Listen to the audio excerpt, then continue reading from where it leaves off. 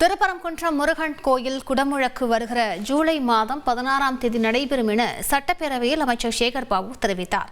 சட்டப்பேரவையில் கேள்வி நேரத்தின் போது திருப்பரங்குன்றம் அதிமுக உறுப்பினர் ராஜன் செல்லப்பா எழுப்பிய கேள்விக்கு அமைச்சர் அளித்த பதிலை பார்க்கலாம்.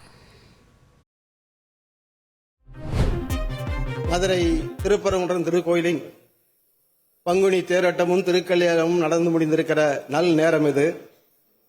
மாண்புமிகு இந்து அறநிலையத்துறை அமைச்சர் அவர்களிடம் இத்திருக்கோயிலின் கும்பாபிஷேகம் உரிய காலம் தாண்டி சென்று கொண்டிருக்கிறது என்பதையும், உரிய வகையிலே இந்த திருக்கோயிலில் காசி விஸ்வநாதர் கோயிலுக்கு தாங்கள் அளித்திருக்கிற ரோப்கார் வசதி உரிய நிதி ஒதுக்கப்படாததால் அதனுடைய திட்டமே செயல்படாமல் இருப்பதும், கிரிவலப்பாதை மேம்பாடு செய்ய அமையாமல் இருப்பதும், ஏனைய திருக்கோயில்களைப் போல திருச்செந்தூர் பழனியைப் போல் அறுவடையோடு முதல் படை விழா திருப்பரங்குன்றத்திற்கு சிறப்பு நிதி ஏதும் ஒதுக்காத காரணத்தையும், அறநிலையத்துறையின் சார்பாக ஒரு மகளிர் கல்லூரியை அமைக்க வேண்டியும் தாங்கள் உரிய பதிலை அளிக்க அன்போடு வேண்டுகிறேன். நன்றி.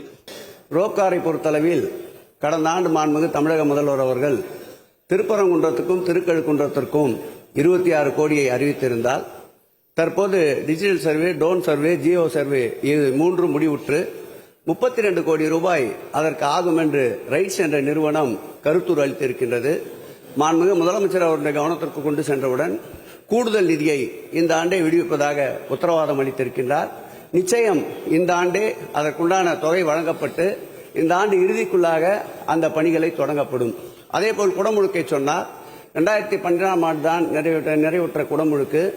தற்போது 2.5 கோடி ரூபாய் செலவில் 16 பணிகள் மேற்கொள்ளப்பட்டிருக்கின்றன. 14/7/2025 அன்று மகிழ்ச்சியோடு நானும் அந்த மாவட்டத்துறை அமைச்சர் அண்ணன் மூர்த்தி அவர்களும் பங்கேற்க இருக்கின்றோம். சட்டப்பேரவை உறுப்பினர் தாங்களும் வந்து கலந்து கொண்டு குடமுழுக்கை சிறப்பாக நடத்தி காட்டுவோம் என்பதை பேரவைத் தலைவர் வாயிலாக உறுப்பினருக்கு தெரிவித்துக் கொள்கிறேன்.